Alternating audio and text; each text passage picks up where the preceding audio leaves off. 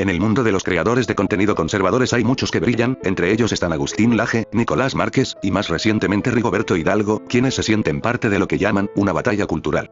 Y si bien muchos de ellos han incurrido en falacias, desinformación y argumentos ciertamente pésimos como ya han abordado muchos colegas de plataforma como En Palabra de Nadie, Quetzal, Hipsters Posmos, o Aristarchus X, lo cierto es que hay un youtuber de esta categoría que no ha sido casi mencionado a pesar de la popularidad que tiene, y ese es Pablo Muñoz Iturrieta, un conferencista y escritor de libros argentino, teniendo un doctorado en filosofía política, una maestría en psicología filosófica, y estudios en teología y lenguas, según su página web. Él ejerce una especie de activismo político a través de las redes sociales, definiéndose también como, y cito textualmente, un gran crítico de la erosión cultural contemporánea, como asimismo de las distintas ideologías que tratan de manipular al hombre según modelos ajenos a su naturaleza libre y racional, es decir, físico-espiritual. Ante tales títulos, logros cosechados y con la particularidad de que habla alrededor de 7 idiomas, uno esperaría una argumentación impecable, con afirmaciones libres de sesgos, respaldada por evidencia de la más fina e imparcial calidad, mientras escuchas a alguien culto que invita a la reflexión y al pensamiento crítico. Lastimosamente no es el caso. Tiene buena oratoria y en general considero que es un buen comunicador, eso se lo reconozco, pero no puedo decir lo mismo de su argumentación, que más que argumentación, parece más bien un discurso prediseñado. No dudo que esta persona sea muy buena en áreas como la política o la filosofía en general, pero lastimosamente cuando habla sobre sexualidad, te llegas a preguntar cómo alguien tan preparado puede decir disparates de tal calibre. Y más aún, afirmando que sus enemigos ignoran la ciencia o que aquellos profesionales que están de acuerdo a lo que él se opone, están ideologizados, cuando irónicamente, aun si fuera cierto lo que está diciendo, él también está sesgado desde una ideología conservadora que también tiene sesgos y muchos problemas. Así es, esa es la hipocresía de la derecha. No les importa la verdad como ellos dicen, solo les importa su verdad. Aquí no se trata de defender a nadie ni de establecer un marco moral, sino de tratar de ver si las cosas que asevera Pablo en materia de sexualidad están respaldadas por la evidencia empírica que tenemos, o si son más bien otro enemigo imaginario más de la derecha. Para este video, voy a analizar algunas conferencias y entrevistas que ha realizado, para señalar en las falacias o falsedades en las que incurre. Empecemos. Primero, tenemos esta entrevista del 2020 sobre su libro, Atrapado en el cuerpo equivocado, en el que seguramente se profundizan más estas cuestiones y venga la evidencia que a menudo cita en sus conferencias, pero al no disponer de él me limitaré a responder sus afirmaciones, que al fin de cuentas son la base de lo que viene en su libro, pues dudo que venga algo completamente diferente o revelador de lo que dice aquí. Empecemos. La presentadora comienza presentando, valga la redundancia, a Pablo, quien empieza advirtiendo los peligros de lo que él llama ideología de género, y un poco sobre su libro, afirmando que su objetivo con él es desmentir los argumentos falsos de esta ideología con base científica y filosófica. Más adelante, veremos si al menos en esta charla, esto es cierto. ¿Y sabes lo gracioso? Que hace 3 días una persona en Twitter, una activista LGBT, me hizo una crítica diciendo que yo no acepto la evolución, porque de hecho el descubrir la identidad de género es un paso más en el proceso evolutivo. Es una locura. Y ellos niegan la objetividad, niegan la ciencia. Me parece interesante el hecho de que evadió la recriminación de que niega la evolución, diciendo que son sus enemigos quienes niegan la ciencia. ¿Esta afirmación es cierta? Bueno, no he encontrado extractos directos donde él la niegue, pero ciertamente ha dicho cosas cuestionables sobre la evolución. Hegel plantea esta noción, Darwin, que era un geólogo, Darwin lee a Hegel y se convierte en evolucionista. De hecho, la palabra la evolución, muchos piensan que viene de Darwin, no viene de Darwin, Darwin se la saca Hegel. Porque Hegel plantea la teoría de la evolución. El mundo está evolucionando. Entonces Darwin lo que hace es, a ver, entonces, si lo que dice Hegel es verdad, porque esto es como una religión, se la creyeron como si fuera una religión sin ningún fundamento científico. Si lo que dice Hegel es verdad, entonces vamos a explicar todo desde el punto de vista evolucionario. Y ahí es cuando él va a Argentina y ahí se convierte en biólogo. En realidad era geólogo, él dio la vuelta al mundo con un general, un capitán que se llamaba Fitzroy. Y cuando llega a Argentina se encuentra con erizos, caracoles, frutos de mar, todos petrificados. Y entonces él dice, algunos de estos no existen. Habían desaparecido. Se encuentra con dinosaurios ahí en la Patagonia. Y eso no existen los dinosaurios. Entonces, ¿qué pasó? Posiblemente, algunos desaparecieron y otros evolucionaron en la especie que nos encontramos ahora. Y entonces ahí él dice, el hombre salió del mono. ¿Por qué dicen que el ser humano salió de África? Porque en África hay monos. El chimpancé solamente en África. Y ya se ha demostrado que es falso, que hay asentamientos humanos mucho más antiguos que en África. Por eso esa teoría ya cayó. Pero ellos decían que, miren qué racista, ellos decían que el ser humano salió de África y una prueba intermedia en esa cadena son los negros. Bueno, veamos si Pablo le es fiel a la ciencia como tanto parece suponer. Por ejemplo, estaba yo viendo en tu capítulo 2 acerca de la orientación sexual. Se escucha mucho, es verdad que, por ejemplo, alguna persona o alguno de los hijos de la gente que nos esté escuchando, que posiblemente que está confundido, que se cree por toda esta ideología, que se cree que le gusta una persona de su mismo sexo, nacen así. Ciertamente que no, esa es una de las grandes mentiras que se han impuesto hoy por los medios, que la persona homosexual nace homosexual. No, no existe eso. No existe, y eso ya se ha estudiado desde el punto de vista genético, desde el punto de vista biológico, desde el punto de vista hormonal, la endocrinología, desde el punto de vista neurobiológico, el estudio del cerebro y la constitución y las distintas funciones del cerebro. Ahora bien, ¿por qué se da eso? Porque es que es una realidad, porque hay chicos que desarrollan una atracción hacia otros chicos varones o personas adultas del mismo sexo, lo mismo pasa con chicas. Porque hay un componente, hay muchas causas y son muy complejas y muy variadas. Pero de fondo, hay una herida emocional en estas personas. Una herida emocional que puede ser consciente o a veces no consciente o a veces no se relaciona con esa atracción en esa misma persona. Pero ciertamente que hay un componente muy fuerte que lleva a la persona a buscar en otro lo que la persona que se lo tendría que haber dado no se lo dio. Lo voy a explicar de una manera bien sencilla. Todos nosotros que nacemos en un contexto de familia con un papá y una mamá, cuando estamos pasando por una etapa de desarrollo y maduración que es clave entre los 2 y los 7 años, necesitamos mucho del cariño de nuestros padres, necesitamos de la comprensión, necesitamos que nos escuchen, que nos protejan. Todo niño tiene un miedo enorme ¿a qué? Es un miedo que se constata en todas las civilizaciones y la cultura, que los padres se separen. Es un terror que el niño tiene siempre. Aunque los padres sean dos personas que se amen y se quieran, el miedo siempre está en ese niño, porque es una especie de protección natural ante un peligro que podría pasar, es una posibilidad y el niño es consciente. Los estudios neurobiológicos que se han hecho en niños pequeños, es impresionante cómo ese miedo se ve de hecho reflejado en ciertas funciones cerebrales. Si a un niño se le hace una tomografía computada, la sección del miedo se le prende cuando piensa en la posibilidad de que sus padres se separen. Entonces, ¿eso qué significa? Que para su maduración psicológica y afectiva, ese niño va a necesitar siempre del cariño de sus padres, del amor, de la protección. Y si en algún momento eso se rompe, si en algún momento eso no está, ocurre como cuando jugamos al Jenga. El niño va formando todo su desarrollo y su maduración, como si fuera el Jenga, con esos palitos que vamos armando los bloques, pero si me sacan uno, ¿qué pasa? Muchas veces se cae todo. A veces no se cae. ¿Por qué? Porque a veces tengo el soporte, tengo el apoyo familiar. Muchas veces tal vez hay niños que les fallecieron los padres, pero han tenido el apoyo necesario. Pero hay personas que no lo tienen. Y cuando el niño, especialmente por una cuestión de hipersensibilidad, es herido, el niño se siente abandonado, el niño se siente rechazado porque el papá trabaja mucho. Muchos casos de personas que desarrollan la atracción al mismo sexo porque el papá nunca les presta atención. Y el niño se hiere. Y el niño, sí o sí, nosotros tendemos, por nuestra propia estructura psicológica y neurobiológica, tendemos a madurar y a crecer. Pero puede pasar, y eso lo vemos en muchas personas, que una persona puede tener el cuerpo de un adulto, puede tener 25, puede tener 30 años, y decimos que esa persona es un inmaduro. ¿Por qué decimos eso? Porque hay etapas de su desarrollo que quedaron estancadas en un momento. Y muchas veces, en el cuerpo de ese homosexual hay un niño pequeño gritando por el afecto que necesita, pidiendo amor, pidiendo cariño y comprensión. Entonces, eso también explica muchas veces, Marcela, la promiscuidad en personas heterosexuales, porque hay personas que están todo el tiempo atrás de mujeres, porque tienen una necesidad de algo que nunca lo cerraron, y esas personas tienen que frenar un poco y reflexionar sobre su vida, especialmente sobre su situación psicológica, afectiva, emocional, y preguntar a ver qué me pasa, y por qué me pasa, por qué me pasa. Entonces, esa es la pregunta clave en la psicología y en la psiquiatría. Viene una persona con atracción hacia el mismo sexo, un chico homosexual, una chica que dice que es lesbiana, ¿por qué? En vez de afirmarlo, nació así, le vamos a hacer un parade, como se dice, le vamos a hacer una marcha para celebrarlo, es lo peor que le pueden hacer.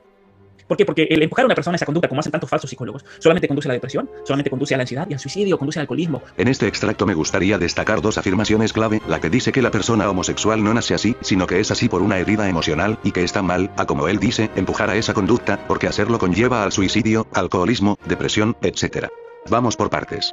Primero, la evidencia científica no sostiene que se nazca homosexual en un sentido determinista o que exista un gen gay como muchos conservadores han intentado hacer creer con su reduccionismo absurdo, atacando cosas que nadie afirma. ¿Por qué no tiene lógica que a alguna persona le guste a alguien de su mismo sexo? Porque el gen gay no existe. Las respuestas de Rigoberto Hidalgo, ¿puede ser que sean tan malas que causen daño cerebral? Tampoco hay evidencia de que la orientación sea causada por una herida emocional.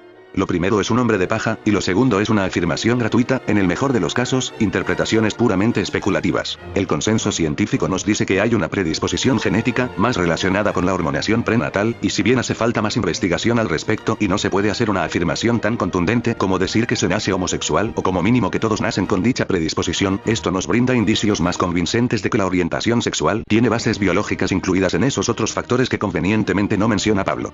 Por ejemplo, en este artículo del 2011 se destaca lo siguiente, y cito. Primero, múltiples rasgos conductuales, fisiológicos o incluso morfológicos sexualmente diferenciados son significativamente diferentes en poblaciones homosexuales y heterosexuales. Debido a que se sabe que algunos de estos rasgos son organizados por esteroides prenatales, incluyendo testosterona, estas diferencias sugieren que los sujetos homosexuales fueron, en promedio, expuestos a condiciones endocrinas atípicas durante el desarrollo. Segundo, las condiciones clínicas asociadas con cambios endocrinos significativos durante la vida embrionaria a menudo resultan en una mayor incidencia de homosexualidad. Por lo tanto, parece que el entorno endocrino prenatal influye significativamente en la orientación sexual humana, pero gran parte de la varianza en esta característica conductual permanece sin explicación hasta la fecha. También podrían estar implicadas diferencias genéticas que afectan el comportamiento, ya sea de forma directa o modificando la secreción o la acción hormonal embrionaria. Queda por determinar cómo estos factores biológicos prenatales interactúan con los factores sociales postnatales para determinar la orientación sexual a lo largo de la vida. Mientras tanto, también hay evidencia de que en el mismo vientre de la madre puede haber influencia inmunitaria, pues en un estudio del 2017 publicado en el Journal de Endocrinología, dice lo siguiente, y cito. Estudios familiares y en gemelos indican que los genes influyen, aunque no se han identificado genes candidatos específicos. La evidencia relacionada con el número de hermanos mayores implica la respuesta inmunitaria materna como un factor que contribuye a la orientación sexual masculina.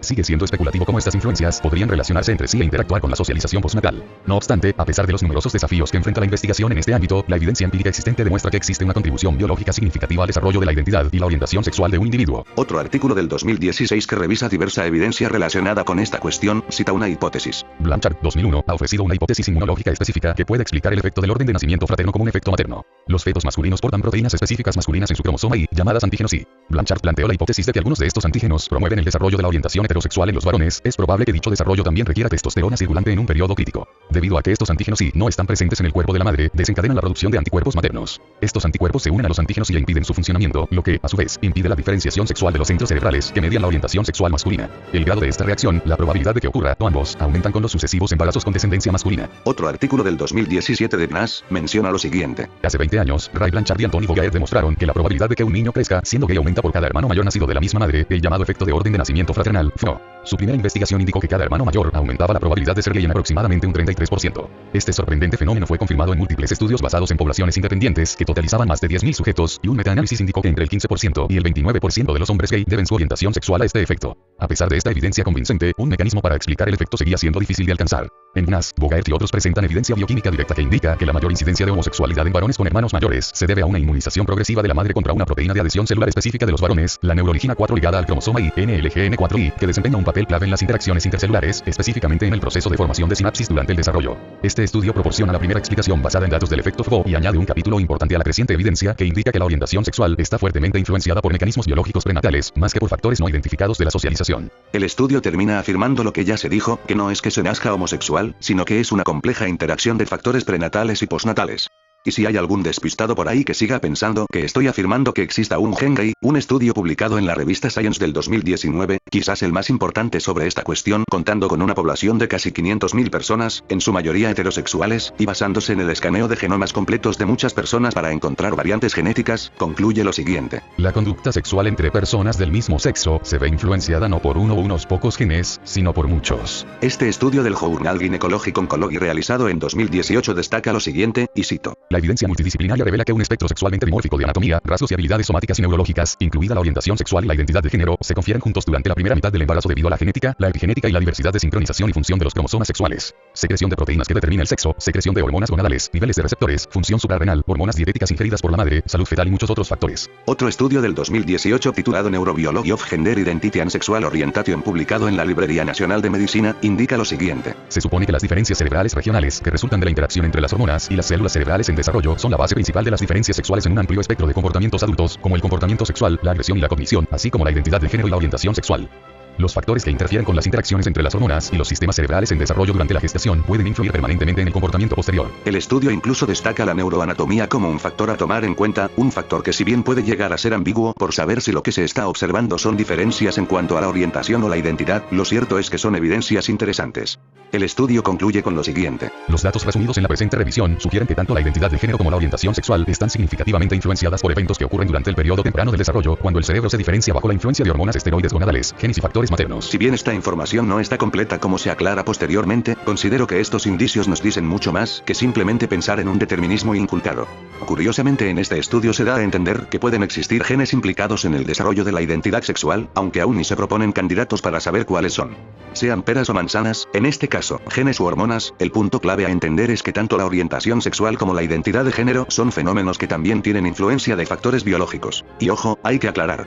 Cuando se habla sobre estas cuestiones no falta quien haga la primera acusación de biologicismo o reduccionismo. No obstante, no es el caso. De hecho, en estos mismos estudios se enfatiza que la homosexualidad no se puede predecir por estos factores y que aún falta más por investigar. Sin embargo, sí enfatizan en que la homosexualidad tiene una predisposición biológica. Pero incluso si nos queremos preguntar aún más allá, toca decir, ¿será que esto realmente demuestra una posible causa o estamos ante una falsa causalidad? De nuevo, no se está asumiendo religiosamente que estos estudios demuestran una causa directa, ya que no afirman causalidad, sino que se observan tendencias en diferentes estudios independientes y con métodos diferentes. Por ejemplo, los estudios de los hermanos mayores sobre los menores, son estudios en donde se observa que estos efectos ocurren antes del nacimiento, antes de cualquier experiencia traumática o sexual, por lo que desde este enfoque, no es que esta predisposición por sí sola o la herida emocional en sí misma causen la homosexualidad, a lo mucho, la herida emocional puede ser una especie de catalizador que permite que, junto a esta predisposición se manifieste la conducta más fácilmente. Con ello, es a lo que se hace referencia el concepto de interacción de biología y cultura. Pensemos por ejemplo en una persona alta. Para que su altura se manifieste, los genes, las hormonas, la nutrición y el ambiente son factores importantes, pero ninguno causa la estatura por sí solo, sino que todos influyen de forma probabilística, no determinística. Es decir, si Juan, que tiene cierta predisposición a ser más alto de la media, pasa toda su vida comiendo muy poco y encima, alimentos no nutritivos, muy difícilmente desarrollará ese potencial de crecer, no podrá activar esos mecanismos biológicos que le permiten desarrollar dicho potencial, pues se ha observado por ejemplo, que en países donde hay menos ingesta de nitrógeno y fósforo, las personas tienden a ser más bajas de estatura. En ese sentido, los hábitos y el ambiente no son necesariamente la causa de su baja o alta estatura, sino más bien esas palancas o catalizadores que ayudan a activar esas predisposiciones probabilísticas. Y esa solo es una forma en la que la genética interactúa con el ambiente, porque hay muchas otras formas, pero aquí menciono la más fácil de asimilar. Y, viendo la homosexualidad en este escenario, hay ciertas palancas que pueden activar estas predisposiciones, ya sea de una forma más o menos intensa, una de ellas puede ser el pasar por una herida emocional como menciona Pablo, aunque esto con poco respaldo empírico como veremos más adelante, o simplemente, observar los compañeros de la escuela, porque entiéndase que, al decir que la biología interactúa con el ambiente, no se refiere a ambiente como situaciones concretas como traumas o a otros catalizadores, sino al simple desarrollo normal de un individuo. Es decir, un individuo puede desarrollar su orientación simplemente interactuando con su ambiente de forma normal sin necesitar de catalizadores que la hagan aparecer de forma más rápida o más intensa. También entiéndase que con activar, no estoy diciendo que se active un mecanismo de forma determinística, sino que hay ciertas situaciones o catalizadores que, debido a su intensidad, orillan a una persona a desarrollar su orientación de forma más rápida o consciente. En ese sentido, la activación se refiere a cómo una persona interpreta esa sensación y es consciente de ella. Para resumir esto de forma más sencilla. ¿Cómo te diste cuenta que eras heterosexual? ¿Porque te lo dijeron, te lo explicaron, o tú mismo lo fuiste desarrollando viendo a tus compañeras de clase o relacionándote con mujeres en tu entorno? Eso explica entonces por qué existe la homosexualidad en primer lugar en países tan diversos y donde no solo es que no veas gays por la calle, sino que serlo es incluso una condena de muerte. Entonces, en pocas palabras, no, los traumas, abusos sexuales, heridas emocionales, o simplemente ver a dos gays besándose por la calle no causan la homosexualidad, a lo mucho interactúan con su surgimiento en aquellos que tengan más probabilidad de desarrollarla.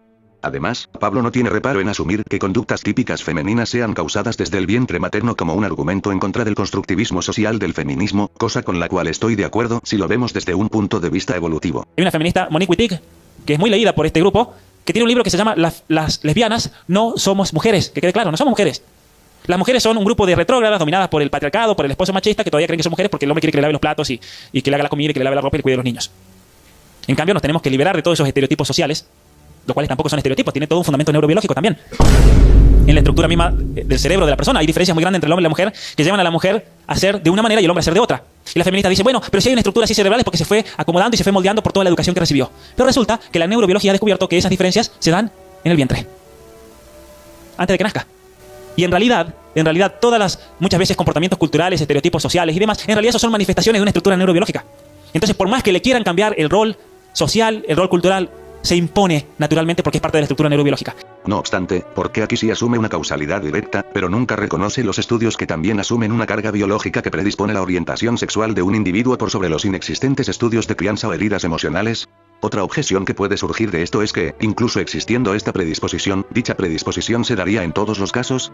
Bueno, realmente no lo sabemos. De hecho, ese mismo estudio de Science muestra que estas variaciones influencian entre un 8 y 25% del comportamiento sexual, lo que confirma que no existen marcadores universales de la orientación sexual. Estos estudios solo muestran probabilidades, no marcadores universales como quién tiene resfriado y quién no. Entonces, ¿esto anula el argumento anterior? No, de hecho lo complementa, ya que nos demuestra que hay interacciones más complejas, que la orientación de una persona no está limitada a un surgimiento universal, ya que puede emerger a partir de una variedad de procesos, entre ellos, posibles causas sociales y biológicas muy sutiles o que aún no conozcamos. Presuponer que se necesitan tener algunas de estas variaciones biológicas para desarrollar una determinada orientación sexual es errado, pues entiéndase primero que estos estudios solo demuestran factores de riesgo o predisposición, estadísticos y no universales. Pero ello no invalida la homosexualidad de un individuo que se desarrolló de tal manera y no tiene dichos marcadores, e incluso a veces no me gusta plantear estos estudios porque parece que estoy diciendo que si alguien tiene dichos marcadores, entonces sí es gay como quien nace con alguna enfermedad hereditaria a quien hay que tenerle lástima y evitar discriminarlo, pero si no los tiene, entonces no es gay y por tanto tenemos todo el derecho de denigrarlo. ¿Para qué elige ser homosexual en primer lugar? Porque ojo, elegimos nuestras acciones, pero no elegimos nuestros sentimientos. Esto se resume en una frase de Schopenhauer: el hombre puede hacer lo que quiere, pero no puede querer lo que quiere. En este caso, nosotros no elegimos nuestros deseos sexuales. Podemos elegir cómo expresar o cómo vivir esa sexualidad, pero no la sexualidad en sí misma, que es el fundamento de esas elecciones posteriores. No es lo mismo de si elijo tener sexo con parejas de mi mismo sexo, a elijo desear tener relaciones sexuales con parejas de mi mismo sexo. Sé que Pablo no dice esto explícitamente, ya sería el colmo, pero lo digo para quienes siguen pensando que la homosexualidad es algo elegido como quien elige un cambio de ropa. Esto ya es más de sentido común, pero lo digo para invitar a la reflexión. Ponte a pensar. Si no puedes elegir a voluntad algo tan sencillo como cuál es la comida que más te gusta, ¿qué te hace pensar que sí puedes elegir a voluntad tu sexualidad? Hay muchas incógnitas en esta cuestión, y es por eso que estos estudios enfatizan en la importancia de seguir indagando e investigando, pues para empezar, no podemos conocer el ambiente biológico por el cual nació un individuo homosexual. Aquí alguien podría decir que aunque no conozcamos su ambiente biológico, sí conocemos su ambiente familiar, el cual nunca fijó roles claros de masculinidad y por eso se hizo homosexual. Es un argumento muy reduccionista y una generalización apresurada. Es decir, del mismo modo que no conocemos el mecanismo biológico de todos, tampoco conocemos cómo fue la crianza de todos los individuos, y a veces ni el individuo mismo. Por lo cual, es un argumento muy débil que no se sigue por ser falaz, ya que implica al menos tres falacias. Por un lado, la falacia de generalización apresurada ya dicha anteriormente, por otro, la falacia de correlación no implica causalidad al atribuir la falta de masculinidad o problemas familiares al surgimiento de la homosexualidad. Y tercero, una falacia de apelación a la ignorancia al asumir que, si no conocemos mecanismos biológicos claros y universales que puedan contribuir al desarrollo de la orientación de un individuo, que por cierto, no sabemos si son los únicos, entonces es por mecanismos meramente sociales, y por tanto no es homosexual sino que es alguien perdido, confundido, que hace falta inculcarle valores varoniles. Este argumento es tan falaz y ridículo como suponer que, como no sabemos al 100% cómo funciona la genética en la depresión o en la esquizofrenia, entonces dichos trastornos no existen en quienes no manifiestan dichos criterios biológicos, por tanto, supongo que son personas que solo están fingiendo con el fin de no echarle ganas a la vida o algo así, creo que algo así diría un conservador. En pocas palabras, sabemos algunas cosas, pero no todo, pero ese desconocimiento no justifica inventar causas sociales morales. Pero por otro lado, la hipótesis de que la homosexualidad surge por heridas emocionales no es algo medible objetivamente, no es falsable y, al igual que los estudios, tampoco es universal, pues me pregunto yo, ¿cómo explicaría Pablo que hay personas homosexuales que desarrollaron su orientación sin haber pasado por las heridas emocionales que él menciona, y que además existen millones de personas con abandono o padres ausentes o divorcio que son heterosexuales? Y por si fuera poco, tampoco hay evidencia de lo que afirma Pablo, ni siquiera hay estadísticas claras al respecto. Lo único que encontré fueron teorías psicoanalíticas que intentan darle explicación a la aparición de la homosexualidad en la adolescencia producto de conflictos con los padres, aunque está de más agregar que el psicoanálisis no prueba causalidades y difiere completamente del enfoque de la ciencia contemporánea que se basa en la interacción de diversos factores más allá de solo el vínculo familiar. A lo mucho, construye escenarios hipotéticos e interpretativos de la realidad, pero sin evidencia empírica que respalde sus afirmaciones. También encontré escritos del psiquiatra Richard P. Fitzgibbons, los cuales coinciden mucho con los discursos de Pablo, teniendo una pobre calidad metodológica al carecer de muestras fijas y solo depender de testimonios, escritos que no están revisados por pares y por ende, hay rienda suelta a que el autor suelte sus puntos de vista personales, casi atribuyéndole cualidades mágicas a los deportes o las relaciones con el padre, a lo que él llama la formación de la identidad masculina. Sus conceptos son ambiguos, y sus porcentajes son arbitrarios tomando en cuenta que en ningún momento se nos define el tamaño de la muestra. Pero incluso si lo que él dice fuera cierto, esto no nos prueba que estos factores contribuyen en el surgimiento de la homosexualidad y que una vez tratados esta misma desaparece. Factores como lo que él llama buscar el amor de papá en otro hombre, no vendría a ser la causa en sí de la homosexualidad, sino una consecuencia emocional sumada a la ya existente orientación del individuo. Nuevamente, correlación no significa causalidad. Es como quienes tienen dependencia emocional hacia su pareja. No es que dicha dependencia cause la heterosexualidad, sino que es una consecuencia de un cúmulo de heridas emocionales que va acumulando el individuo y que, junto a su orientación sexual y atracción hacia las mujeres, crean una combinación peligrosa si llega a establecer pareja. En pocas palabras, la orientación define hacia quién se dirige el deseo, mientras que las heridas emocionales influyen en cómo se vive ese vínculo. Si la ausencia paterna causara homosexualidad, entonces esperaríamos una correlación fuerte y consistente. Pero la mayoría de hombres con padres distantes son heterosexuales, y muchos hombres gays tuvieron relaciones paternas adecuadas. Por otro lado, el estudio de Jing Su y compañía del 2019 evalúan las condiciones de vida temprana y su posible incidencia en la orientación sexual, en una población de más de 5.000 niños.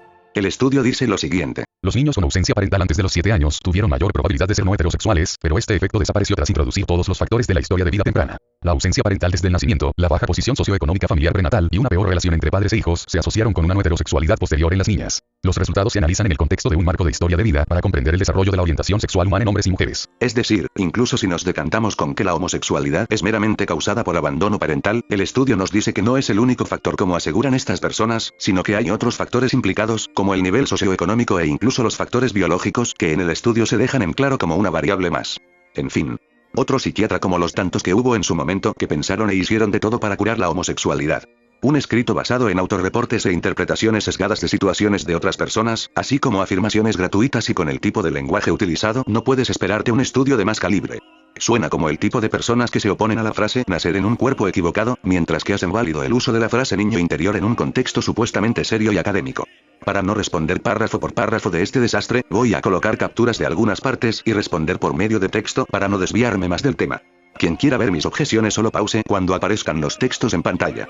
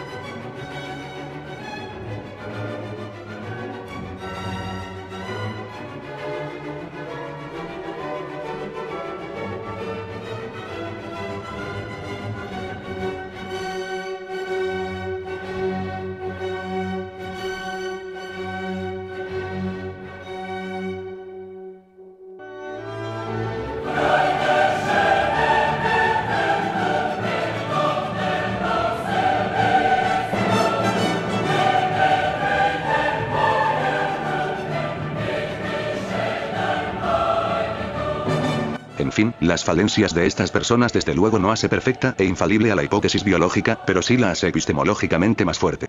Pero incluso si toda la evidencia que yo presenté fuera errada, eso no significa que la postura de Pablo sea la correcta en automático, pues asumirlo de entrada sería una falacia de apelación a la ignorancia, y proponer estas dos como las únicas explicaciones supone también una falsa dicotomía. Esto es una teoría explicativa total, y eso es un rasgo típico de discursos no científicos. No hacen matices ni aclaraciones, sino que pretenden explicarlo todo en términos absolutos, y peor aún, sin evidencia sólida que justifique sus predicados. De hecho, todo lo contrario, tenemos evidencia que contradice dichos predicados. Por ejemplo, en la siguiente tabla se muestran 7 estudios que encapsulan algunos desafortunados casos de machos recién nacidos o en etapas muy tempranas de su vida que, debido a accidentes quirúrgicos o condiciones de nacimiento como extrofia cloacal, fueron reasignados como mujeres mediante modificaciones corporales y educación, siendo criados típicamente como mujeres.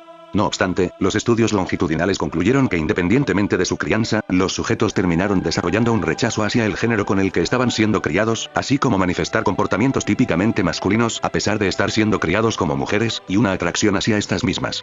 De hecho, estoy de acuerdo con la conclusión del artículo donde viene adjunta esta tabla, el cual dice, y cito: Si no se puede lograr de forma fiable que un hombre se sienta atraído por otros hombres cortándole el pene en la infancia y criándolo como una niña, ¿qué otra intervención psicosocial podría tener ese efecto? Estos casos establecen una sólida base prima facie de que, en los hombres, la orientación heterosexual se establece, al menos parcialmente, antes del nacimiento. Y si la orientación heterosexual masculina es tan difícil de modificar después del nacimiento, no hay razón para dudar de que lo mismo ocurra con la orientación homosexual masculina. Cito esto porque Pablo suele mencionar que una falta de fijación de roles masculinos en la infancia influye en la aparición de la homosexualidad, cosa que incluso en casos extremos como estos, es falaz. Pasa que la sexualidad humana es algo muy complejo, una interacción de factores biológicos, sociales y psicológicos, que no puede reducirse desde el biologicismo al decir que alguien nace homosexual, pero tampoco desde el constructivismo social como lo plantea aquí Pablo y compañía. Hacerlo desde cualquiera de esos dos enfoques sería caer en un reduccionismo absurdo, limitando la complejidad de la sexualidad humana. Para más información, recomiendo revisar el video que hizo Roxana Kramer al respecto, donde se explican otras cosas como el posible beneficio evolutivo que representa la homosexualidad y otras cuestiones en las que no voy a detallar mucho aquí ya que me estaría desviando más del tema. Como ya mencioné pero lo vuelvo a reiterar, si bien es cierto que el apego temprano influye en la regulación emocional, que el abandono puede generar inseguridad afectiva, y que la hipersensibilidad existe, estos no explican ni predicen la orientación sexual, sino otros malestares como ansiedad, estilos de apego o vulnerabilidad emocional. De hecho, este enfoque me parece muy psicoanalítico, y recordemos que el psicoanálisis no se caracteriza precisamente por la evidencia que aporta, sino por ver quién tiene la teoría más loca y especulativa para explicar los fenómenos de la vida. Por otro lado, Pablo asegura que lo peor que se puede hacer es empujar a una persona a aceptarse, porque eso la conduce a varios problemas que ya mencionó. Fuera de que no haya estudios serios que establezcan esta correlación, incluso si los hubiera aquí se está incurriendo en una falacia del tipo correlación no implica causalidad. Es decir, presupone que la causa de dichos problemas es la aceptación de la sexualidad o la propia orientación per se y que no puede haber otras causas implicadas, lo cual es un reduccionismo total. Por ejemplo, en esta gráfica pueden ver la venta de helados y ataques de tiburones por año.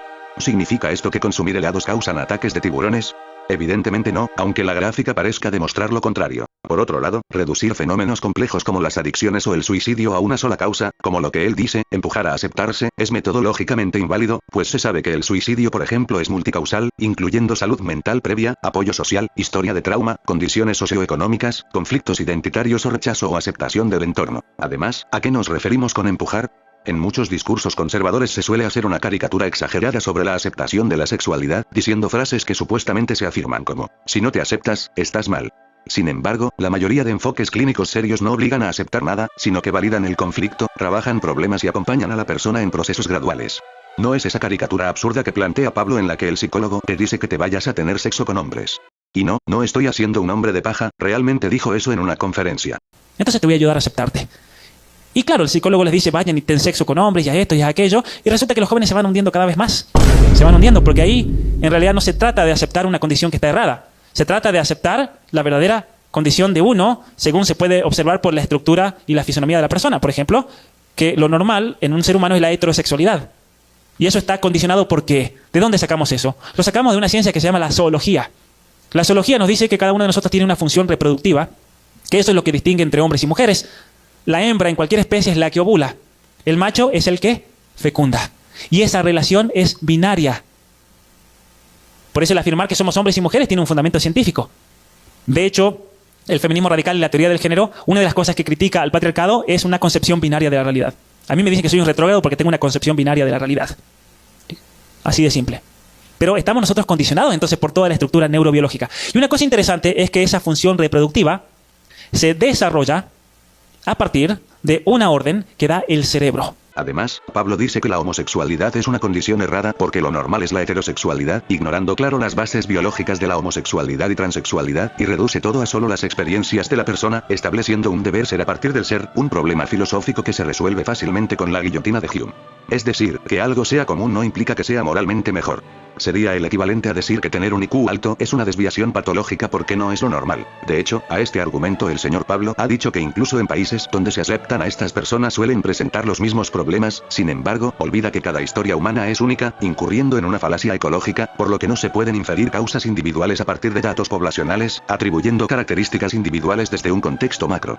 Y especialmente esto se da más en las culturas que promueven esto, que lo apoyan, porque muchos dicen, no, se suicidan porque los discriminan. Mentira. Mientras más se los apoya, más suben los suicidios.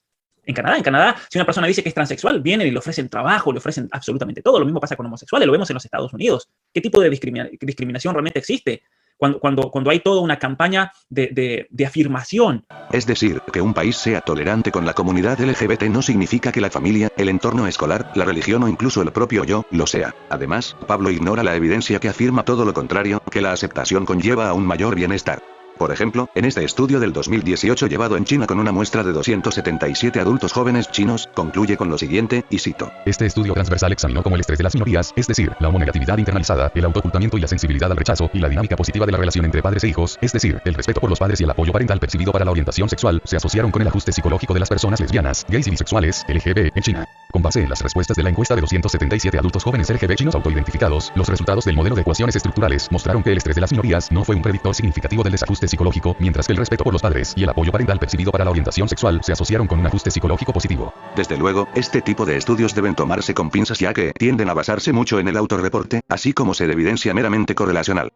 No obstante, y aún con esas limitantes, sigue siendo evidencia más sólida que la que suele presentar Pablo, pues incluso en estudios más neutros sobre la comunidad LGBT, donde no se establecen mejoras significativas, sino más bien resultados más neutrales y dispersos, esta no se asocia directamente con el aumento en suicidio, como en este metaanálisis, pues se aclara que es debido a cuestiones externas como problemas psicológicos previos o consumo de sustancias dentro de esos círculos que, desde luego yo no justifico y que pueden presentarse en cualquier tipo de círculos sociales como en amistades universitarias, escenas musicales, círculos artísticos o grupos juveniles en general. Una comunidad está para apoyar y acompañar, no para dañar. Pero atribuir causalidad patológica a la aceptación social es metodológicamente injustificado y conceptualmente reduccionista. Este tipo de argumentos absolutistas suelen tener una falsa dicotomía implícita. En este caso, se presentan solo dos escenarios. Uno en donde la persona no acepta su sexualidad, y otro donde la persona la acepta forzosamente y se destruye. No obstante, hay muchas opciones al respecto más allá de esas dos, como aceptación gradual, integración y superación del conflicto o herida sin que esto cure o acabe con la orientación, o acompañamiento sin imposición. Tal vez Pablo dice esto, y aprovecho para responder a ese argumento también, por el típico argumento que citan muchos conservadores en el que una persona homosexual sufre por su orientación, no la desea y pide ayuda terapéutica para cambiarla. Sin embargo, el terapeuta le dice que debe aceptarse en lugar de ayudarle a cambiar. Esto sería ideológico, porque se niega el derecho del paciente a buscar el cambio que desea. Sin embargo, hay varias cosas que decir acá. Primero, debemos preguntarnos, ¿qué significa realmente ayudar en terapia? Entiéndase que, tanto en medicina como en psicoterapia, los deseos del paciente no definen el objetivo del tratamiento. No definen lo que realmente necesita. La psicología no funciona como un servicio al cliente, una cumplidora de deseos, sino como una disciplina que tiene sus límites éticos. Desde luego que el cliente tiene derecho de manifestar rechazo, pero de ahí no se sigue que el terapeuta tenga la obligación ética de intentar cambiar la orientación del cliente, ya que los objetivos terapéuticos están basados en objetivos que sean alcanzables, que no impliquen daño y que, además, estén basados en evidencia. Y como se ha visto, tenemos evidencia sobre la existencia de la homosexualidad y que, aceptarla no implica inherentemente algo negativo ni para el individuo ni su entorno, al contrario.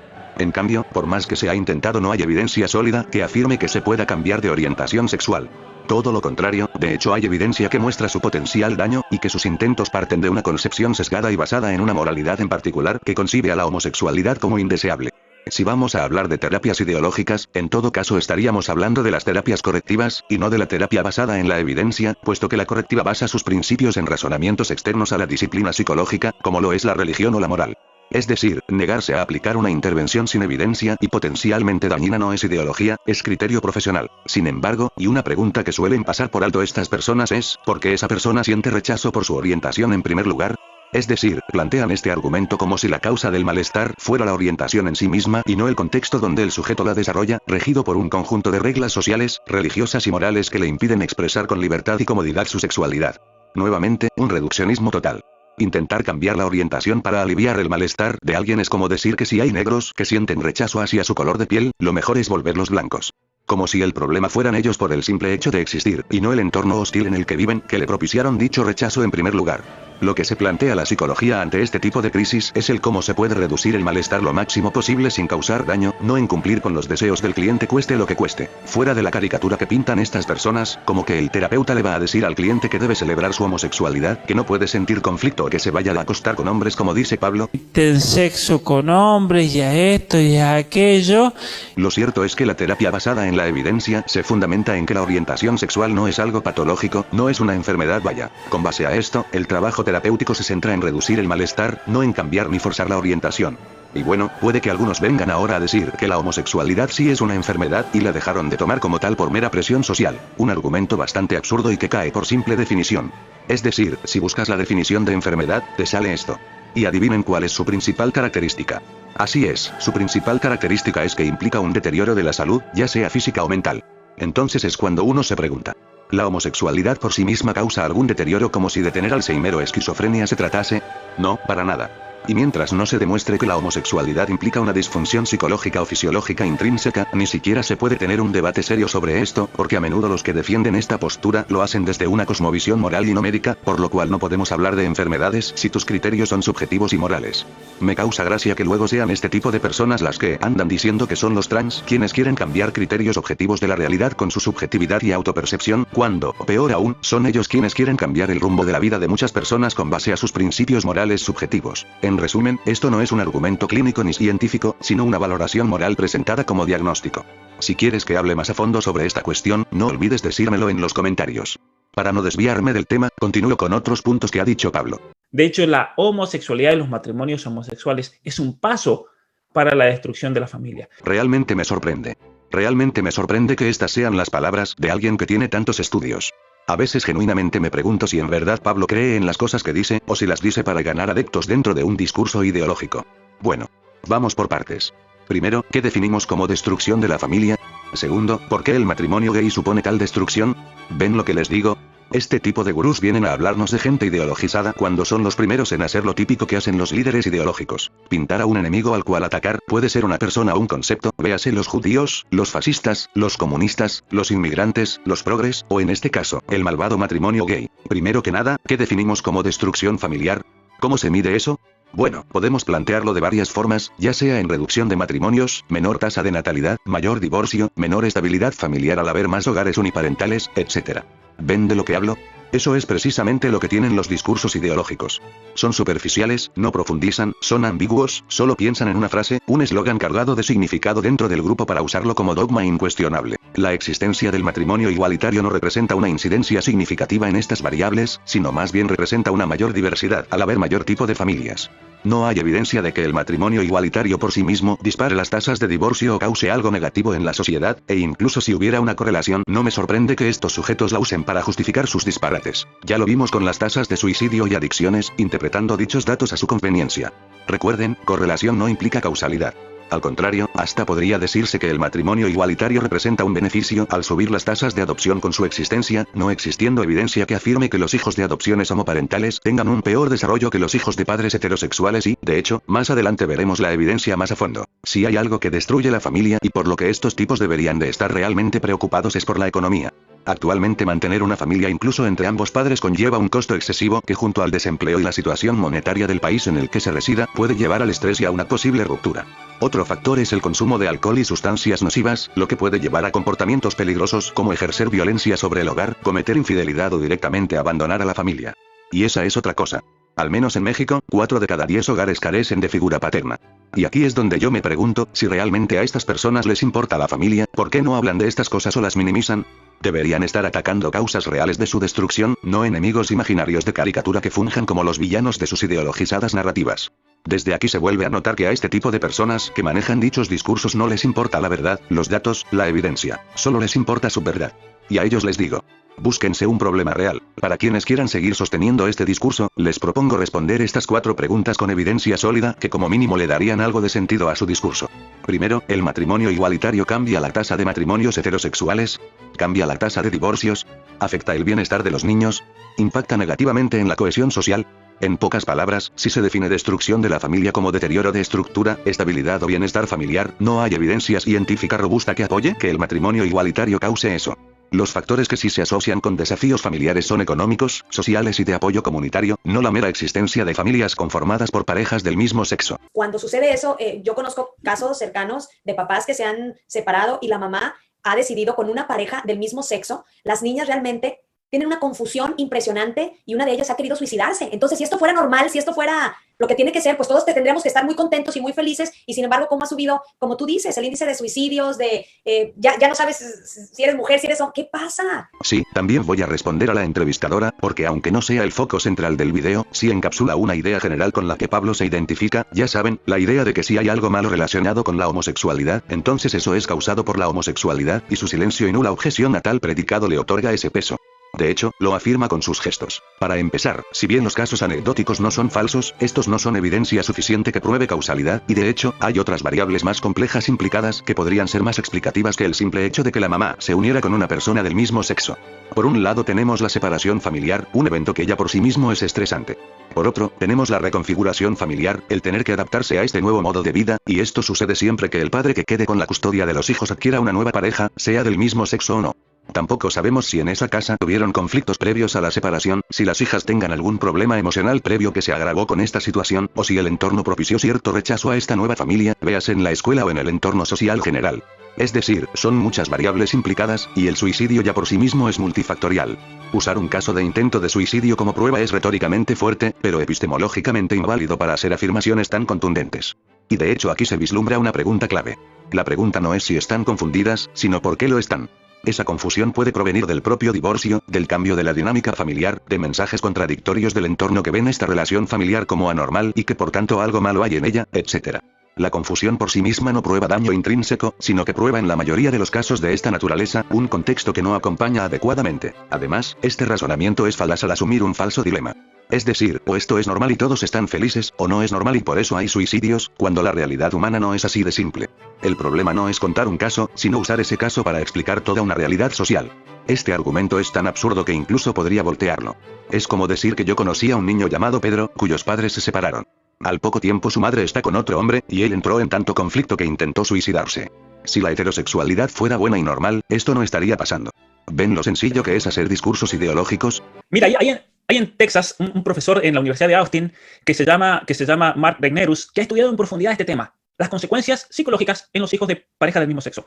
Hay otro profesor que en su momento, cuando yo estaba en la universidad en los Estados Unidos estudiando en Washington, su nombre es Paul Sullins, era el decano de Sociología de la Universidad Católica de América. Él también hizo varias publicaciones, que es lo mejor que existe al respecto, estudios de hijos de parejas del mismo sexo. Y ellos descubrieron, es interesante cómo han llegado a las mismas conclusiones ambos, que nosotros en nuestras sociedades veamos distintos tipos de niños en categorías de acuerdo al comportamiento, cómo les iban las escuelas, cómo luego de haber recibidose en la escuela secundaria iban a la universidad y lograban recibirse y demás. De acuerdo a los logros de estos niños, habían distintas categorías. Y siempre es interesante que la sociología pudo ver que los hijos que venían de parejas bien formadas, que eran fieles, que tenían valores, eran los que llegan más alto en la sociedad. Siempre.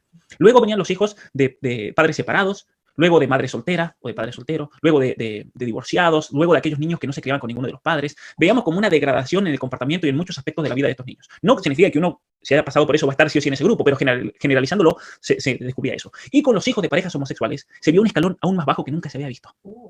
Los peores en el comportamiento en las clases, en el comportamiento, en el desempeño, la depresión, el intento de suicidio. No quiere decir que no pase en ninguno de los otros grupos, pero pasa en un porcentaje mucho más alto en los hijos de estas parejas. Entonces esto realmente es algo alarmante. Es muy alarmante. En esta parte Pablo cita este estudio del 2012 hecho por el sociólogo Mark Regnerus, que analiza hijos de parejas homosexuales y heterosexuales, y sería una cita que repetiría constantes veces. Sin embargo, y algo que Pablo ignora, ya sea por ignorancia, conveniencia o alguna otra razón que desconozco, es que la mayoría de los entrevistados tenía padres divorciados. Podría argumentarse fácilmente que la correlación no implica causalidad, pero ni siquiera es necesaria cuando el mismo estudio está metodológicamente mal hecho. Es decir, de las más de 250 parejas homosexuales seleccionadas en el estudio y que crían hijos, 248 estaban divorciadas o en contextos disfuncionales.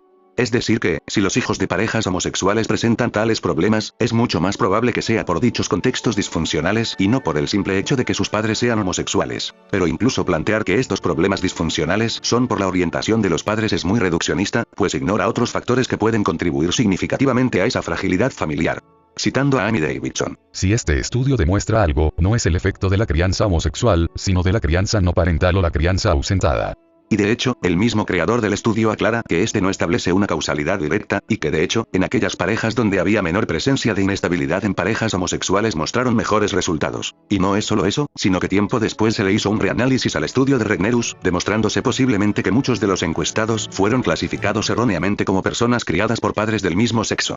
Y de hecho, el reanálisis de los datos concluye con lo siguiente. El reanálisis ofrece evidencia de que los patrones empíricos mostrados en el artículo original de Regnerus son frágiles, tan frágiles que parecen depender en gran medida de estas posibles clasificaciones erróneas y otras decisiones metodológicas. Nuestra replicación y reanálisis del estudio de Regnerus ofrecen una ilustración cautelar de la importancia de verificar dos veces y evaluar críticamente las implicaciones de la medición y otras decisiones metodológicas en nuestra investigación y en la de otros. En la revisión de evidencia en el journal SageMath se menciona que la base de estas preocupaciones incluía inconsistencias en las respuestas de algunos encuestados, algunas respuestas extremadamente improbables que sugerían travesuras y evidencia de que algunos encuestados no vivieron mucho tiempo con sus padres no heterosexuales. Cuando se excluyeron los casos problemáticos, las diferencias asociadas con el tipo de familia desaparecieron en gran medida. Pero esto no acaba aquí, pues resulta que el estudio fue financiado por un par de lobbies conservadores, tanto por el Instituto Witherspoon y la Fundación Bradley. Ojo, el hecho de estar financiado por agendas ideológicas específicas no significa automáticamente que los hallazgos del sociólogo sean falsos o sesgados en absoluto, pero sí pone como mínimo a sospechar, sobre todo porque los financiadores ya estaban anticipando las conclusiones del estudio, y su prioridad era que este fuera terminado lo más pronto posible, lo que como mínimo te pone a dudar sobre su prioridad, que no es precisamente la calidad metodológica, sino el tener un estudio científico del cual ampararse para respaldar sus conclusiones preconcebidas, pues de hecho, el artículo fue enviado 20 días antes de que se terminaran de recopilar los datos, y entre el envío y la publicación del artículo, tomó un lapso de 6 semanas, un periodo muy corto en el entorno académico, cuando otros artículos en la misma revista tardan hasta un año en publicarse. De hecho, se terminó sabiendo que uno de los financiadores, aparte de mostrar un interés conveniente en los avances y resultados del estudio, también formó parte del equipo editorial de la revista donde se publicó el estudio. En resumen, el estudio de Regnerus no descubrió nada nuevo, que los hijos de parejas inestables suelen tener mayores problemas y complicaciones. Un sesgo de selección en toda regla. Es irónico cómo estas personas critican a un supuesto lobby LGBT, mientras que a su vez, sus investigadores dependen de lobbies conservadores para tratar de darle veracidad a sus enunciados. El otro decano que menciona Pablo es el Dr. Paul Solins, de quien encontré solo un par de artículos, y ambos son lo mismo que se le ha criticado a Regnerus. Correlación no implica causalidad. De hecho, tiene los mismos problemas de Regnerus. Sus conclusiones se pueden fundamentar desde muchos otros factores más allá de la sexualidad de los padres. Con solo decir que los hijos adoptivos tienen más riesgo de suicidio que los hijos criados desde el nacimiento en una familia con parentesco ya es un factor en sí mismo, pues recordemos que muchas parejas homoparentales adoptan y no son partícipes en procedimientos de gestación artificial. Al menos este par de estudios no proporcionan una base fiable para extrapolar sobre el bienestar de niños criados por padres del mismo sexo en hogares estables. Tomar estos estudios como prueba irrefutable de que las familias homoparentales son inferiores sería el equivalente a afirmar que los hombres blancos son intrínsecamente más violentos o proclives a cometer tiroteos masivos, basándose en el hecho empírico de que la mayoría de estos crímenes han sido perpetrados por hombres blancos. La evidencia estadística es real, pero concluir que la causa es la identidad del grupo y no factores como acceso a armas, aislamiento social, radicalización ideológica, problemas de salud mental y contextos culturales específicos sería un error metodológico grave. Personalmente este tipo de estudios me resultan desagradables por simple lógica. Ponte a pensar. Posiblemente alguna vez hemos conocido a alguien con estos problemas que mencionan los investigadores. Al verlos en esas delicadas situaciones, tratamos de entender cómo llegaron ahí. Entre esos factores, posiblemente contemplamos a su infancia y familia, pero incluso en esas condiciones, la orientación de los padres no figura como una explicación plausible para estos males. Entonces, ¿por qué en este tipo de investigaciones pareciera que sí importa que existan personas que desarrollen actitudes o actividades desfavorables? No se sigue que estén así porque sus padres sean homosexuales. Contrario a lo que Pablo nos quiere hacer creer, la mayoría de la literatura revisada por pares en sociología y psicología no encuentra que los hijos de parejas del mismo sexo tengan peores resultados generalizables una vez que se controlan factores como estabilidad familiar, historia del hogar y otros antecedentes. Revisiones por organizaciones académicas señalan que no hay diferencias significativas en el bienestar infantil atribuibles a la orientación de los padres. Por ejemplo, en un estudio del 2018 que compara el rendimiento escolar de parejas del mismo sexo contra hijos de parejas heterosexuales, con una muestra de 4.430 niños criados por parejas homosexuales, concluye que no hay diferencias significativas en el progreso escolar, y cito: Las razones de probabilidades de las regresiones que comparan a los niños entre parejas casadas de diferente sexo y parejas del mismo sexo no muestran diferencias significativas en el progreso escolar normal entre los hogares en una variedad de composiciones de muestra. Platícanos para la gente que por primera vez escucha eso, lo de la educación sexual integral, ¿qué es?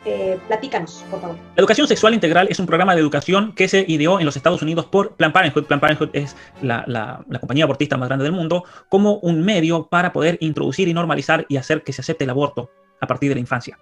Y no solamente eso, sino que también se hicieron una alianza con un profesor universitario de la Universidad de Indiana, Alfred Kinsey. Alfred Kinsey era una persona realmente perversa sexualmente, un pedófilo confeso, y demás. Él hizo mucha experimentación sexual y eso lo iba anotando y lo publicó en sus libros con niños, con bebés. Tremendo, realmente una persona que un ex agente del FBI en una entrevista que vi por NPR en los Estados Unidos, él decía que uno de los grandes dolores de su vida es que nunca lo pudo meter en la cárcel por la protección que recibió del gobierno del presidente Johnson en los Estados Unidos, este hombre.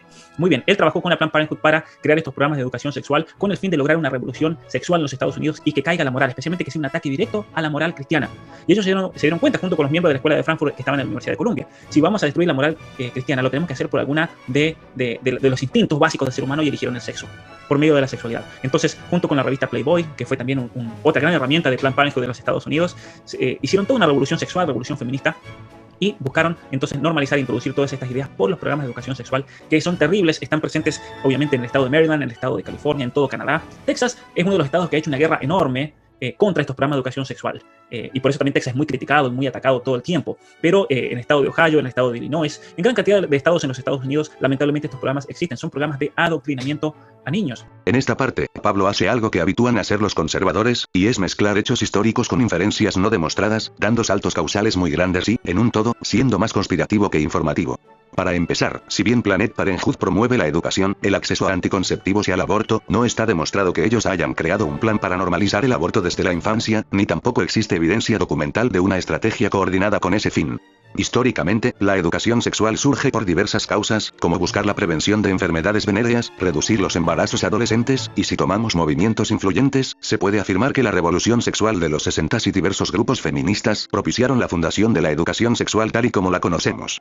Reducir todo a un plan diseñado para destruir la moral cristiana es una explicación monocausal que no está respaldada por evidencia histórica sólida, sino que parte de un razonamiento sesgado, emocional y persecutorio. Segundo, Alfred Kinsey fue un biólogo y sexólogo, conocido por sus estudios de la conducta sexual humana, influyendo mucho en la revolución sexual, tanto así que de él nace la famosa escala Kinsey, diseñada para medir la orientación sexual.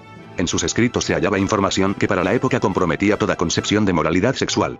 Por ejemplo, encontró que de 5.300 hombres entrevistados, el 90% admitieron haberse masturbado, el 85% había tenido coito prematrimonial, y el 40% había tenido aventuras extramatrimoniales. Desde luego sus estudios fueron criticados por su metodología extraña, como estar presente en actos sexuales de sus sujetos estudiados e incluso grabar dichos actos, y también por sus infames estudios sobre sexualidad en preadolescentes y niños, y sus entrevistas a abusadores de infantes, para conocer más de cerca sus reacciones. Independientemente de si las críticas a la metodología de Kinsey son válidas, o si sus deseos por investigación le cegaron su ética a la hora de entrevistar y establecer relaciones con pedófilos, no existen pruebas de que él personalmente abusara a niños y tampoco existe evidencia histórica sólida de que el gobierno de Lyndon Johnson lo protegiera para evitar cárcel. Ese tipo de afirmaciones suelen circular en literatura conservadora, pero no están respaldadas por procesos judiciales ni archivos desclasificados que prueben conspiración estatal. Muchas de estas afirmaciones se hacen desde una cosmovisión sesgada y exagerando hechos, siendo Judy Reisman la mayor representante de esta visión por su libro de 1990. Una persona que, además de tener estrechos lazos con grupos conservadores cristianos, hace afirmaciones gratuitas de tal magnitud como decir que Kinsey era el líder de la red internacional de pedófilos sexuales más bárbara del siglo XX por su conexión desafortunada con un pedófilo nazi, al cual Kinsey condenaba sus actos. De hecho, cuando se le solicitó a esta escritora por las pruebas de que Kinsey era un pedófilo, ella solo dijo: nadie más que un pedófilo podría escribir lo que escribió. Otra afirmación gratuita que hace Pablo aquí, es decir que Playboy tuvo una especie de coordinación conspirativa entre Kinsey, Planned Parenthood, Escuela de Frankfurt y gobiernos federales. Si bien la revista contribuyó a la revolución sexual y los cambios culturales de los años 60, hay un salto lógico enorme en afirmar que hubo una especie de coordinación para atacar a la moral cristiana. Si bien existen críticas legítimas contra ciertos contenidos de la educación sexual integral, esto es distinto a afirmar que existe un plan coordinado desde hace décadas para destruir la moral cristiana mediante la sexualidad infantil. Afirmaciones extraordinarias requieren evidencia extraordinaria. Otro video al cual me gustaría responder es a su charla con Sixto Porras, donde dice algunas cositas bastante cuestionables. El título en sí mismo es cuestionable. Como si tener un hijo homosexual fuera el equivalente a tener un hijo drogadicto o delincuente. ¿Qué lo hace una mentira? El que alguien se declare homosexual. Mira, lo que es una mentira es el pretender que es algo innato, que es algo que se nace así, que es algo que está condicionado por la biología y que por lo tanto esa es su manera de ser y no se puede cambiar. Okay. Eso es la mentira. Mentira. Ciertamente que es una realidad que hay personas que están viviendo un drama muy profundo y la atracción al mismo sexo es una realidad, y es una realidad que se ha extendido de una manera rapidísima por nuestra sociedad y por todas nuestras sociedades y países y culturas. Aquí Pablo hace una aseveración que me atrevería a decir peligrosa. Primero, no me detendré a responder si la homosexualidad es innata o no, ya respondí a esa cuestión hace rato. Segundo, ¿por qué la orientación sería un rasgo a cambiar como quien deja un vicio o una conducta autodestructiva? He ahí la cuestión. Pablo asevera que es algo que puede cambiarse debido a que el homosexual surge por un conflicto emocional interno relacionado con la familia. Aun si asumiéramos esa explicación todavía más reduccionista que la biologicista para explicar el origen de la homosexualidad, Pablo confunde conflictos asociados con la homosexualidad como la homosexualidad en sí misma. De nuevo, reparar heridas emocionales es valioso, pero repararlas no es garantía de que el sujeto cambie de orientación. Ahora, ¿hay evidencia de que la orientación sexual pueda cambiarse? Bueno, las terapias más famosas relacionadas en torno a esta cuestión son las terapias de conversión, que tuvieron su auge en un punto de la historia donde la homosexualidad se consideraba una psicopatología, por lo cual, diversos psiquiatras y psicólogos ejercían dichas terapias, las cuales involucran métodos tan cuestionables e invasivos como ejercer electrosos o humillaciones. Pero incluso aquellas terapias no invasivas y que se ejercen desde la psicología basada en evidencia como la terapia cognitivo-conductual no han tenido resultados, o si dice que los tiene hay una gran probabilidad de sesgo, pues primero, los resultados solo se registran mediante autoinforme y basado únicamente en los resultados que los que ejercen dicha terapia consideran exitosos, por lo que nos vemos envueltos ante un sesgo del superviviente. Además, al momento de hacer evaluaciones objetivas de individuos que afirman haber mejorado y cambiado, los resultados fisiológicos y de excitación demuestran todo lo contrario. Es decir, incluso si el mismo homosexual homosexual te dice que la terapia funcionó, no sabemos si lo dice porque la terapia realmente funcionó o porque la persona es susceptible a creer que sí funcionó. Me explico. Imagina a una persona que cree en algo en lo que tú no crees. Puede ser una religión, el horóscopo, el tarot, etc. Incluso si esa persona te afirma que esa creencia la curó de algún malestar, te hago la siguiente pregunta. ¿Que la persona afirme que su creencia lo sanó es prueba suficiente de que es real y eficaz? ¿No pudieron intervenir otras causas desconocidas para que la persona superara ese malestar? O más bien, ¿el malestar realmente se fue, o si se fue, lo hizo completamente? Es más, ¿había un malestar en primer lugar? O la comunidad en lo que ellos definen como la comunidad homosexual, el colectivo, el nivel de abuso sexual es del 88%. Es decir, estas personas, estos niños, han crecido desprovistos de ese afecto y cuando los padres no son los que le dan el abrazo y el amor a ese niño lo va a buscar en otro hombre. Y es ahí cuando se aprovechan de ese niño. Wow. Entonces, esto es algo que hay que decirlo y no hay que tener miedo de decirlo. En todos estos colectivos y grupos, el nivel de abuso sexual es gigantesco. Es tan gigantesco que en California, en el estado de California, hicieron una ley para no criminalizar a las personas gay porque supuestamente estaban sobre representadas en el listado de abusadores sexuales. Entonces, si la víctima de estos hombres habían sido jóvenes mayores de 14 años, los eliminaron de la lista de abusadores sexuales. ¿Por qué? Porque si nosotros vemos la lista de abusadores sexuales en el estado de California, nos damos cuenta que la mayoría son hombres gays. Primero, no existe ningún estudio serio que encuentre que el 88% de las personas homosexuales fueron abusadas sexualmente en la infancia. Lo que sí existe son estudios que detallan en que algunas personas LGB reportan mayores tasas de abuso infantil que personas heterosexuales, sin embargo esto no implica causalidad, es decir, no prueba que el abuso cause la orientación. Un número tan grande como un 88% no tiene respaldo empírico. La frase de que el homosexual busca el afecto en otro hombre por falta de padre es muy psicoanalítica, estableciendo un non sequitur a través de un fenómeno observable. Es decir, padre ausente igual homosexualidad. Como pueden ver, es un disparate que no se sigue lógicamente. Tampoco existe evidencia de que la mayoría de ofensores sexuales sean hombres homosexuales. La investigación criminológica ha encontrado consistentemente que la gran mayoría de hombres que abusan de menores se identifican como heterosexuales, y que la orientación sexual adulta no predice la probabilidad de cometer abuso. La pedofilia no es una orientación sexual adulta. Es decir, no es lo mismo sentirse atraído por adultos de tu mismo sexo que por niños. Algo más. California no dejó de criminalizar a gays porque estaban sobrerepresentados como abusadores, sino que modificó las condiciones para registrar a los delincuentes sexuales. Me explico. Las leyes anteriores obligaban al registro automático de delincuentes sexuales por actos como sexo anal o oral con un menor, mientras que con sexo vaginal, el registro como delincuente sexual no era obligatorio. Es decir, si un adulto de 24 años tenía sexo vaginal con una menor de 14 años, era opcional registrarse como delincuente sexual. Sin embargo, si ese mismo adulto cometía sexo anal u oral, prácticas más comunes en la comunidad LGBT, a un menor de 17 años, por ejemplo, se le registraba como delincuente sexual de forma obligatoria, lo que crea una condición de desigualdad y falta de objetividad a la hora de tratar estos casos jurídicamente. Sin embargo, ahora y sin importar si es sexo oral, anal o vaginal, el juez tiene la discreción de evaluar si la persona debe registrarse de esa manera, siempre y cuando sea un acto no forzado con un menor de 14 a 17 años y el adulto no sea más de 10 años mayor. Las relaciones sexuales con menores siguen siendo ilegales y continúan teniendo consecuencias penales. La SB 145, la ley propuesta en 2020 en el estado de California, solo afecta el registro, no la culpabilidad ni la pena del delito. Y muchas veces puede pasar que un niño así, ante ver desprecio el papá, diga, no, yo voy a cambiar, voy a ser mejor, voy a empezar a hacer pesa, voy a tratar... Pero hay otros que no. Hay otros que tienen una sensibilidad natural y tienen una predisposición a ser heridos y por lo tanto van a generar una profunda herida dentro de sus actitudes y su conducta que los va a llevar a aislarse mucho más. Me sorprende que para Pablo sea plausible que un niño tenga una sensibilidad natural y una predisposición a ser herido, pero a la vez niega o hace la vista gorda ante la predisposición a ser homosexual, la cual se detalló en los estudios repasados hace rato. Es curioso cómo en sus discursos políticos, las conductas que les convienen son naturales e innatas, y las que no, son producto de un desorden que hay que corregir. Pero una de las cosas que descubre esta neurobióloga es que cuando los langostinos, y eso lo observó en otras especies, cuando los langostinos comienzan a organizarse y ahí mandan los más fuertes, ellos secretan en su cerebro, tienen un sistema neurobiológico muy básico, pero si lo comparamos con el ser humano y lo más básico del ser humano es igual. Lo que pasa es que nosotros hemos desarrollado distintos niveles dentro del cerebro, pero hay un nivel básico que es igual al del langostino. Y por eso ella quería estudiar los langostinos para poder demostrar qué cosas son neurobiológicas en el ser humano y no tanto por construcción social, como dicen, y todas esas mentiras del feminismo. Y ella descubrió que cuando los langostinos tienen que moverse en masa y tienen que ordenarse, comienzan a secretar una hormona que se llama la serotonina.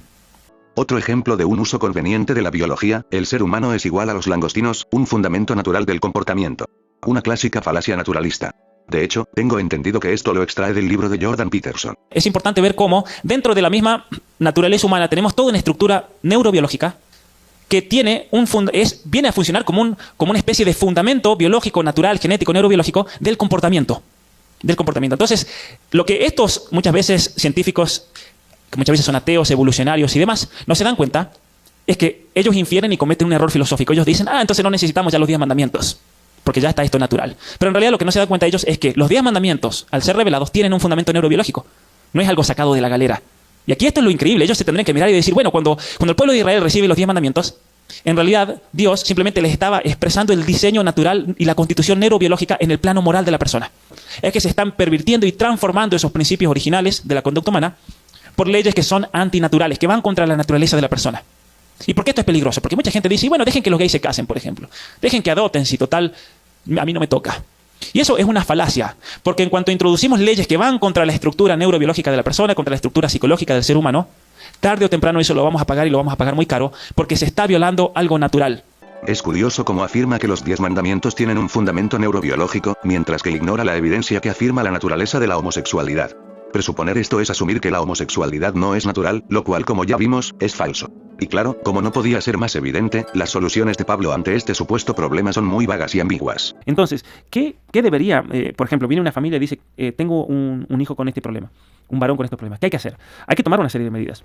Primero, hay que trabajar en familia, hay que trabajar en dinámicas. Para eso tienen que buscar ayuda psicológica, los papás. No es que tienen que llevar al niño al psicólogo, no, el papá y la mamá tienen que ir al psicólogo, tienen que ir a un especialista porque está lleno de estafadores, vendehumos, que hoy en día todo lo que hacen es tratar de promover estas conductas. Tienen que ir a alguien que esté verdaderamente formado, que sea cristiano, que crea en Dios, que tenga sentido de la vida, que tenga sentido y propósito de quiénes somos nosotros como seres humanos, que no esté ideologizado y que luego comience a ayudarlos a rediseñar la propia vida y la dinámica familiar, que es lo de fondo. Pero también hay muchas cuestiones que nosotros podemos, ciertas cuestiones que podemos hacer para ayudar a un niño así. Por ejemplo, una de las mejores cosas que puede hacer es incorporar a ese niño dentro de una comunidad de varones que sean bien varones.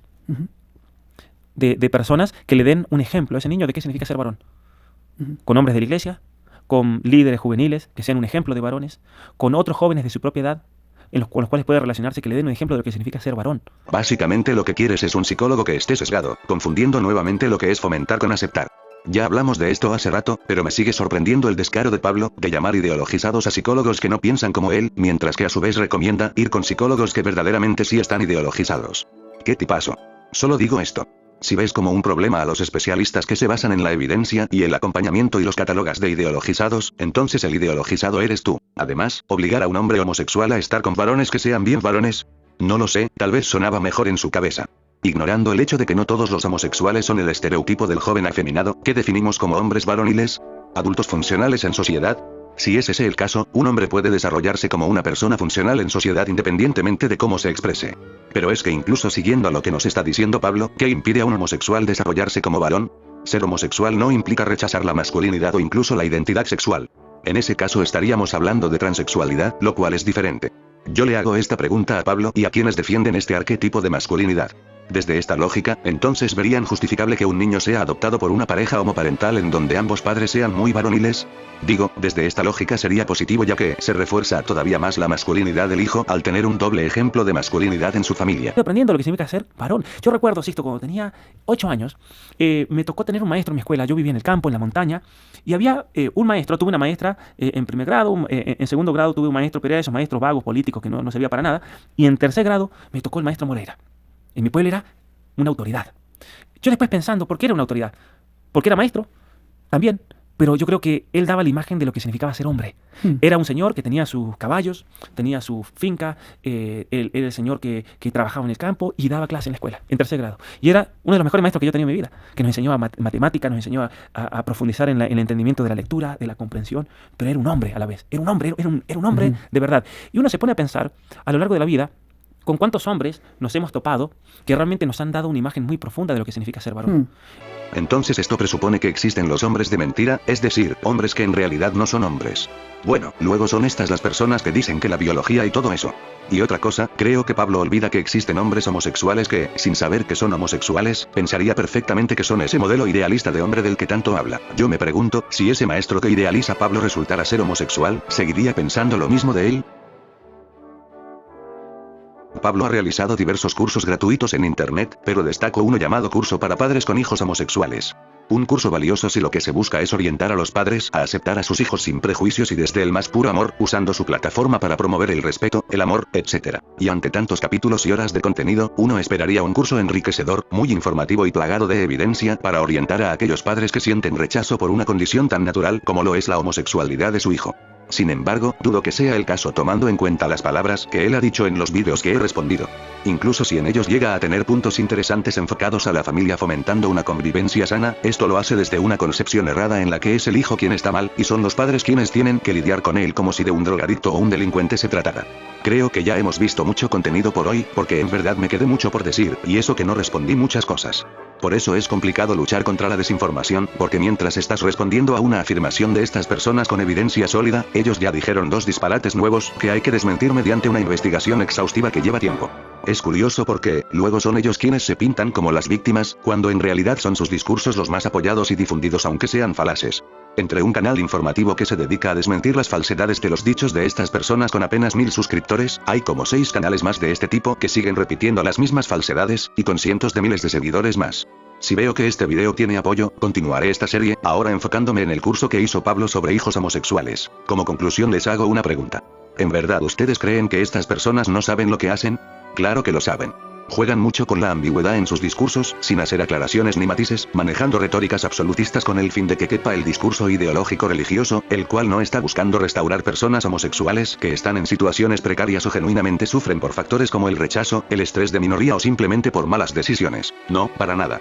Este tipo de discursos solo alimentan una narrativa y sirven como fundamento del pensamiento religioso sesgado, un pensamiento que concibe a todos los homosexuales como pecadores y buscan su arrepentimiento independientemente de que sean personas funcionales en sociedad, y aunque ya se haya demostrado con estudios y datos que no es posible cambiar tu propia sexualidad, mientras estas personas sigan alimentando estos discursos fundamentalistas, para mí nunca serán defensores de la verdad, sino defensores de su verdad. O díganme. ¿Ustedes creen que la gente que consume este tipo de creadores de contenido realmente piensan de una forma crítica, analítica, imparcial e investigan por su cuenta? Claro que no. En su mayoría, son personas con un sesgo de confirmación que buscan en ellos una forma de fundamentar sus ideas absurdas e infundadas, ideas que no conciben matices y que se niegan a estar erradas. Discursos como los que esparcen estas personas no son objetivos, no son en pos de la verdad o la objetividad, sino que son discursos ideológicos pero que vienen a venderse como imparciales. Un discurso más político que científico, contrario a como nos lo quieren hacer creer estos batalladores culturales. Rescato que use su plataforma al menos para dar un mensaje positivo hacia los padres, para generar mayor conciencia en ellos y fomentar una convivencia sana en familia. Sin embargo, creo que hacerlo atacando a colectivos no es la manera. Esto sería todo de mi parte, hasta luego.